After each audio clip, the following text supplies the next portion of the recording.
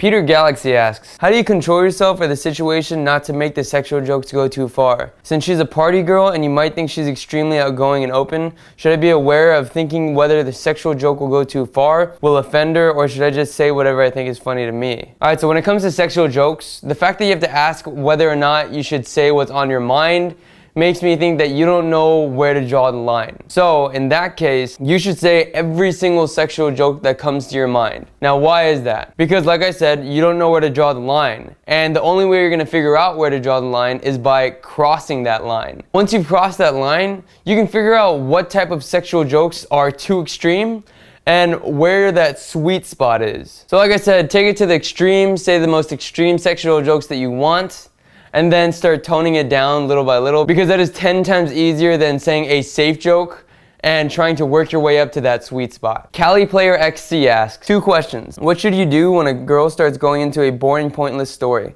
I usually end up zoning out and probably looking awkward as fuck. But this is with a party girl I've met a few times. So how do you move past her boring story without looking like an ass? Also, I have very pale skin. Pale as in people ask me when I'm trying out for Twilight. Anyways, when I get nervous, I look like a tomato, which just makes things worse. What should I do if I get nervous and turn red while talking to a girl? So for your first question, if a girl is telling a very pointless story and I'm getting bored, what I usually do is I let her know one way or another. I'll either tell her straight up that this is a boring story, try to change the topic, which you saw me do in the video, but it didn't work, or I'll mess with them. And this is something that I did actually in the video, but you couldn't really tell. But what I was doing is I was falling asleep on her. So she was telling me this story, and I was just, what?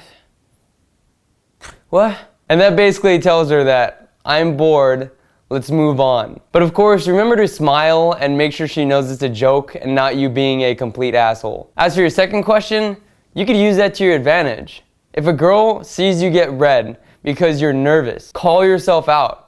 Tell her that you're blushing because you're nervous because she's very attractive. By calling yourself out and pointing out the pink elephant, that makes it 10 times easier on the both of you. And you'll find that you'll be a little less nervous just by pointing it out. And finally, don't worry about it, because in time, that'll go away. After you talk to tons and tons of women, you'll stop blushing as much because you're not going to be as nervous anymore to talk to girls. Jay asks, one of the things I came to love about SP is that I'm encouraged to be 100% myself.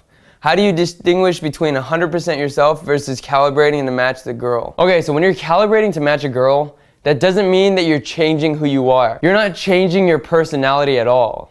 You're still going to be saying the same jokes, you're still going to be using the same terminology. All you're going to be calibrating is external factors such as the tone of your voice, the volume of your voice, your body language, how fast or slow you're moving physically. These are the things that you have to worry about calibrating. Don't change who you are. Like we always say, if you find vulgar jokes to be funny, then say those vulgar jokes. Don't censor yourself because you feel like you need to calibrate to the girl. Haha4475 asks, Jason, I understand the concept of being non-reactive, not giving a lot of unnecessary feedback during interaction, and that being too reactive can come off as being too insecure. In this video, I noticed that you were primarily unreactive to the jokes you made, such as lowering the flower and raising the flower. The flower joke throughout the video was original and very funny. Did you actually not find it humorous, or were you not being reactive by not laughing? If you're being not reactive to your own jokes, how does that work? Being non-reactive is geared more towards being non-reactive towards her jokes, or what she says, not really towards what I say. If I say a joke and I find it funny, I'm gonna laugh. But the flower joke wasn't laugh out loud funny to me.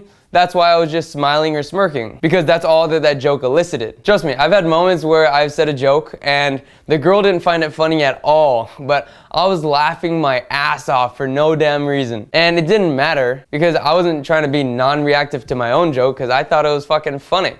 I don't care if she finds it funny or not. But if she's gonna tell you a joke or she's gonna make fun of you in some way, that's when you have to be unreactive. Vlad asks, in your other videos, especially with boot camp student Jacob and the video being non-reactive, you mentioned it is important not to reciprocate to girls' reactions and stay cool in order to dominate. Example, suddenly laugh just because a girl does. In this case, you started yelling even though you didn't know what it was all about, and called it adapting to their energy level. So how do you make the difference between reciprocating and adapting? Okay, so let me break it down for you.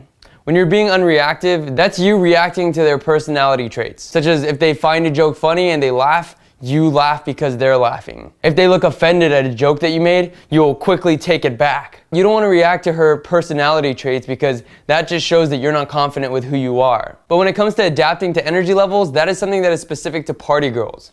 Party girls are always going to be high energy, and you have to match that. You have to show them that you could be at their level. So when they scream, they don't even know what the fuck they're screaming about. And I know this. So by me screaming, yeah, I'm basically killing two birds with one stone. One, I show the girls that I could be as high energy as they are and match their level. And two, I know that these girls are just dum-dums that are being obnoxious just for the sake of being obnoxious.